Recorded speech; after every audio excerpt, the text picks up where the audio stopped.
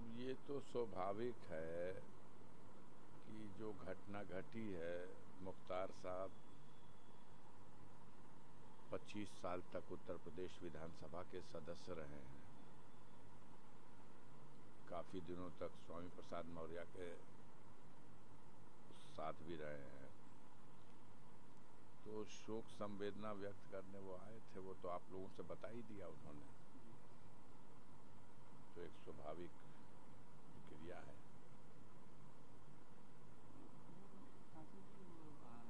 आरोप जो आप लोग अपनी आशंका जाहिर की जा रही है कि ये घटना हुई है इस चीज़ में।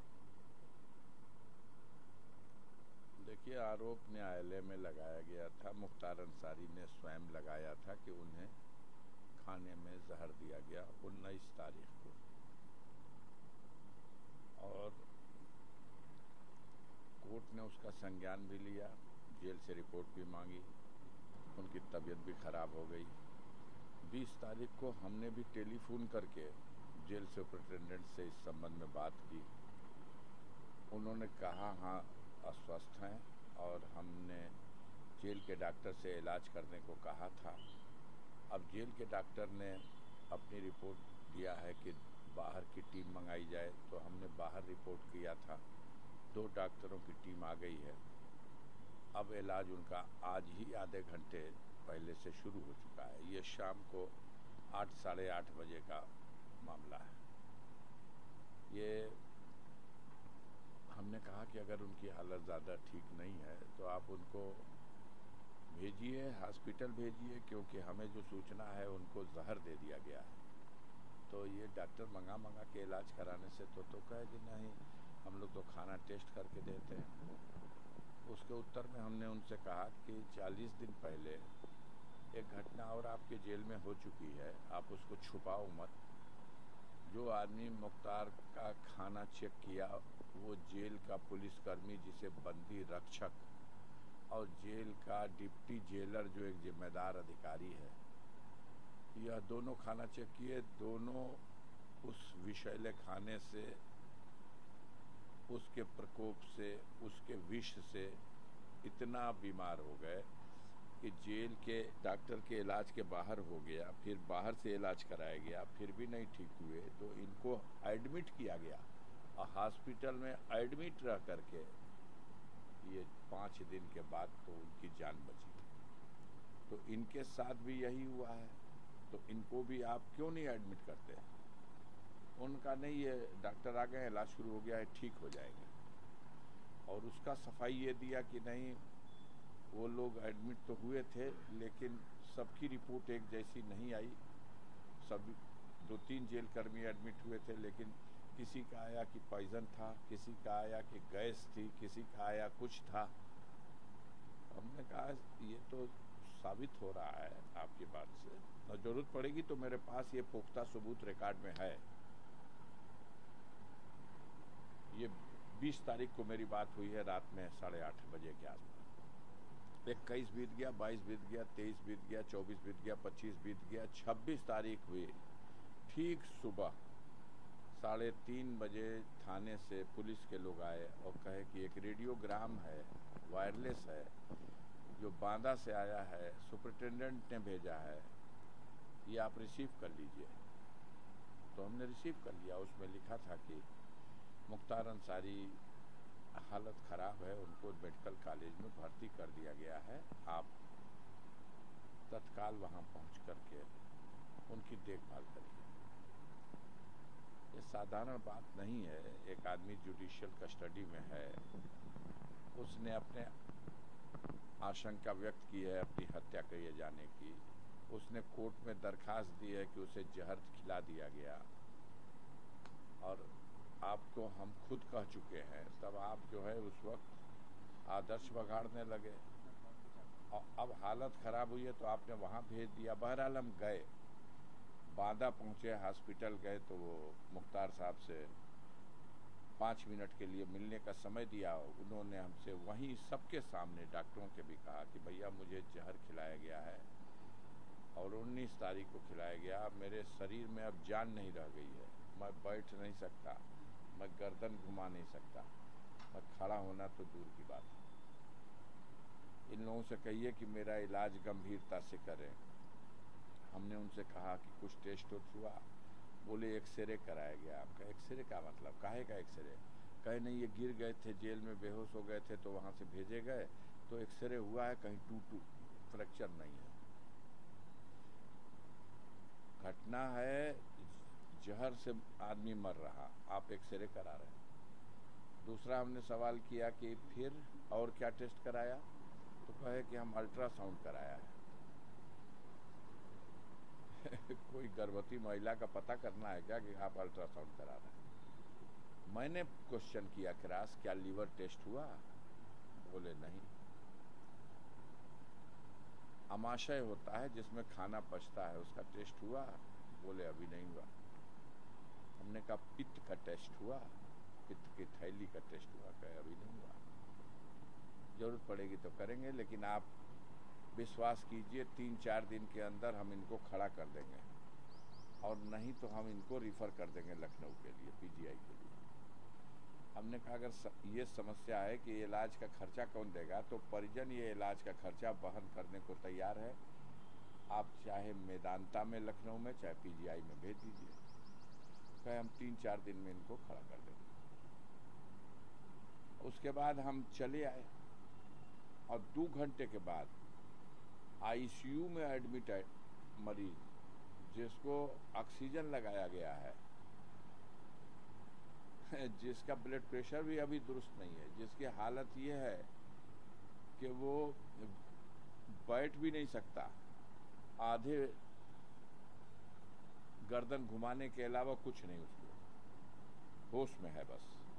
उसको आप लिखते हो कि फिट है, लिखते हो या लिखवा लिया जाता है, और व्हील चेयर पे बैठा के किसी फोटोग्राफर ने उसका एक चित्र खींच लिया। बड़ा कोशिश हुई है कि न देख पाए कोई कैसी हालत में हम भेज रहे हैं, ये फिट है। तो उसको व्हील चेयर पे भी ठीक से बैठा नहीं जा रहा, और व्हील चेयर ढकेल के ले आके उसको पहुंचा दिया गया जेल में कि नहीं एकदम फिट है। सुबह में 4 बजे भोर में एडमिट, उसी हॉस्पिटल के आईसीयू में भर्ती। आईसीयू से फिट होने के बाद जनरल वार्ड में रख करके 72 घंटा उसका ऑब्जर्वेशन होना चाहिए। कोई फॉर्मेलिटी, कोई नियम, कोई कानून नहीं, सीधे आईसीयू में और सीधे आईसीयू से जेल में। आज 24 घंटा बीतने के बाद जब यह स्थिति आ गई, अब क्या जवाब है उनके पास? अब कहते हैं कार्डिया अरेस्ट हो गया। कार्डिया अरेस्ट हो गया और हार्ट अटैक हो गया, तो हम तो देख ही के आए थे कि उसका पेट फूला हुआ है। हमने अपने स्टेटमेंट में भी कहा था कि वो गैस की वजह से पूरा पेट फूला हुआ है, ओंठ सूजा हुआ है, काला हो गया है, उस पर जहर का असर है। वो कह रहा है हम रह रहे कि थोड़ी देर तक बेहोश हो जाते हैं। जिस दिन मौत हुई है उस दिन लगभग 3:30 बजे के आसपास उसने अपनी बहू और बेटे से बात की है।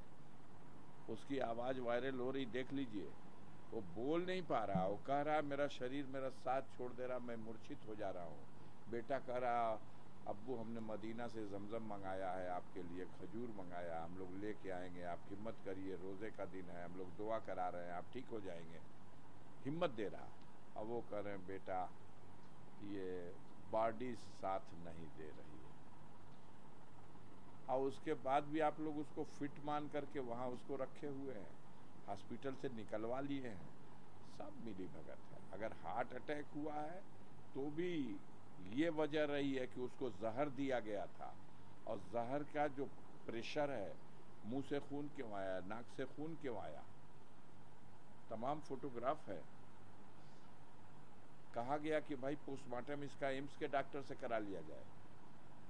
क्यों उसी डॉक्टर से पोस्टमार्टम कराया जा रहा है? उसी हॉस्पिटल के डॉक्टरों से, जिस हॉस्पिटल के डॉक्टरों ने उसके इलाज में पूरी तरह या लापरवाही बरती या वो संलिप्त हैं उसकी इस मौत के लिए, जो साजिश रची गई उस साजिश के वो भी संलिप्त हैं, हिस्सा है इसमें।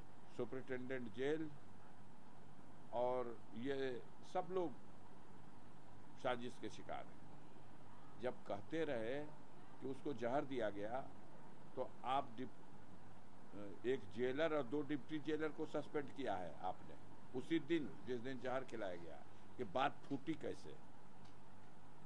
एक जेलर और 2 डिप्टी जेलर, मादा में एक ही जेलर होता है, 2 नहीं, अब वो सस्पेंड, और 2 ही डिप्टी जेलर, दोनों सस्पेंड। सब मिली भगत है, सब मेरे पास पुख्ता सबूत है। माननीय सर्वोच्च न्यायालय में ये पकड़ लंबित है। सर्वोच्च न्यायालय ने डायरेक्शन दिया है और उत्तर प्रदेश सरकार ने शपथ पत्र पर दिया है कि उनके सुरक्षा के पुख्ता इंतजाम हैं। कोर्ट ने डायरेक्शन दिया है समीक्षा किया जाए और उनके सुरक्षा के इंतजाम को देख लिया जाए, अगर कोई कमी है तो उसे भी पूरा किया जाए। स्वास्थ्य पर भी उसके पहले ही से सुप्रीम कोर्ट कह के आ रहा है कि उसके स्वास्थ्य में लापरवाही न बरती जाए, उसके इलाज में लापरवाही न बरती जाए। और ये ऐसा दुनिया में रिकॉर्ड नहीं होगा कि आदमी सीधे आईसीयू से निकाला जाए, जेल में डाल दिया जाए बिना 1 घंटा 2 घंटा 10 घंटा भी आप ऑब्जर्वेशन किए। तो खुली किताब की तरह है मेरे भाई। सरकार है, अपने गुनाह पर पर्दा डालने के लिए मीडिया का सहारा लेके प्रचारित करा दिया। एक दिन मुख्तार फिट थे इसलिए जेल वापस भेज दिए गए। अस्पताल के सारे डॉक्टरों ने कह दिया वो फिट है। पलट के सवाल तो करिए, फिट हैं तो आईसीयू में क्यों भर्ती किया था, और आईसीयू से निकाला तो ऑब्जर्वेशन रूम में क्यों नहीं रखा? सर्जन से इलाज करा रहे हैं, उसका केस सर्जरी का है ही नहीं। क्या बदमाशी की बातें हैं। ऊपर वाला भी इंसाफ करेगा। सबसे बड़ा हाकिम एक ऊपर बैठा है, हर हुकूमत का हाकिम है वो। उसकी इस तरह से निर्ममता पूर्वक सुनियोजित षड्यंत्र के तहत हत्या जो की गई है, आम जनता में भारतीय जनता पार्टी की प्रदेश और देश की सरकार के लिए बिल्कुल विश्वास खत्म हो गया है और किसी दूसरे चश्मे पर इसको ढाला नहीं जा सकता। ये मुख्तार अंसारी का मामला है, ये अंसारी परिवार का मामला है। इस परिवार के एक इतिहास है। जो लोग आज सत्ता में हैं उनके बाप दादा का कोई इतिहास नहीं होगा एक नाखून कटाने का। हमारे पूर्वजों ने देश के लिए गर्दनें कटाई हैं। हमारे इतिहास से नफरत करने वाले, जलने वाले इसलिए जलते हैं कि उनका कोई इतिहास ही नहीं है। हमारे मामले को सांप्रदायिक रंग नहीं दिया जा सकता। हम लोग सभी धर्मों से और सभी धर्मों के मानने वालों से अपना सामंजस्य रखते हैं। सर्वधर्म समभाव। हम इस्लाम धर्म के मानने वाले हैं और हमारे मजहब में ये कहा गया है कि मौत का एक दिन निश्चित है। और मैंने कई बार ये बात कही है कि जिस दिन आ जाएगी मुख्तार की तो यही तरीका शायद तय था और जहर दे करके उसकी हत्या हुई है। अब हम लोग कोशिश करेंगे कि इस घटना में जो लोग संलिप्त रहे हैं, इसमें शासन में, सरकार में, पुलिस विभाग में, मुख्तार ने खुद अपने पत्र में लिखा है, एसटीएफ के सुप्रीमो जो है अमिताभ यश साहब उसमें सम्मिलित हैं, डीजी उत्तर प्रदेश के इसमें संलिप्त हैं, एलजी जम्मू कश्मीर इसमें संलिप्त हैं, प्रमुख सचिव गिरी, मुख्यमंत्री के प्रमुख सचिव, बड़े हाई लेवल पे सारी प्लानिंग हुई है और उनकी हत्या करने के लिए तो ये लोग बहुत सा षड्यंत्र रचे आज तक। अभी दिन पूरा नहीं हुआ था तो टल जाता था। इस बार शायद कुदरत को भी यही मंजूर हो गया, लेकिन इनके पापों की सजा मिलेगी। इनको जहर दे के मारा गया है और मुख्तार अंसारी का शव दफन किया गया है। तो जो शव दफन होता है, अगर उसको ठीक ठाक से दफन किया जाए तो 1, 2 साल, 5 साल, 10 साल के 20 साल के बाद भी जब चाहेंगे उसमें से एक बाल और एक नाखून भी सलामत मिल गया तो उससे भी सिद्ध हो जाएगा कि ये आदमी मारा गया था तो जहर से मरा था कि नहीं। ये हो सकता है, इससे मैं इनकार नहीं करता, आंख बंद करके किसी चीज़ को अस्वीकार नहीं करूंगा कि अंतिम समय में उन्हें हार्ट अटैक आया हो और कार्डियक अरेस्ट हुआ हो, लेकिन उसकी वजह अगर कुछ बनी होगी तो वो जहर का, वो विष का असर था। और जिस विष के असर की वजह से वो 7 दिन, 8 दिन, 9 दिन तक तड़पता रहा और उसे इलाज नहीं दिया गया। सुप्रीम कोर्ट के कहने के बाद भी इलाज नहीं दिया गया, MP MLA कोर्ट के कहने के बाद भी माकूल इलाज नहीं किया गया और उसे तड़पा तड़पा कर उस जेल में, जो उन्हीं की अभिरक्षा में है, शर्म से चुल्लू भर पानी में डूब मरना चाहिए। जिसकी अभिरक्षा में है अगर वही हत्या कर रहा तो इससे बड़ा पाप क्या होगा। इसकी सजा ऊपर वाला भी देगा और देश का कानून भी देगा।